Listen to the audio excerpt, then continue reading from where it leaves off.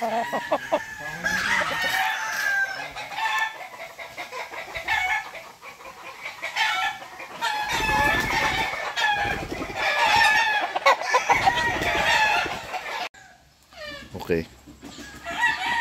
Mga idol, ito yung yung blue bones ni Master Lance, no.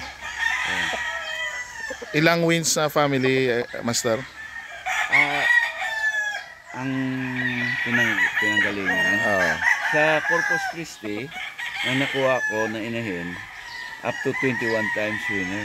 Wow. Doon sa Beaumont, Texas, ang nakuha ko doon Lobon with a combination of pile na umaabot daw ng 30 times winner. Wow. And the one who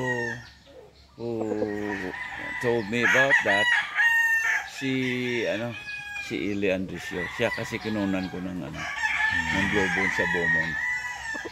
And maybe the winning is bloodline. Ang una, ayaw ko maniwala. Because siyempre, sa akin dito hindi umaabot ng ganun eh. Yung mga fighting style. Anyway, ang fighting style na the same with some other bloodline also, but yung cutting nila, dictator talaga sila. If you can hit you once, sometimes mamatay ka na. Kaya bumibilang sila ng panalo, but because of that. Shoutout nga pala sa kaibigan natin, Mike Benedicto, yan, from Bacolod din.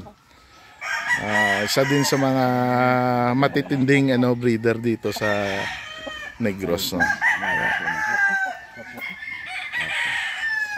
Ito nga may paikap ko sa mga may.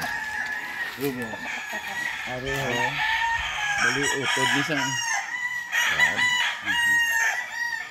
Utod. Why naman why kung matrace nito pag atong kadali. Kaya mo sa mga why kung gid matrace kung di na nagkadto. Kapabla. Kamuni ang Blue Bones.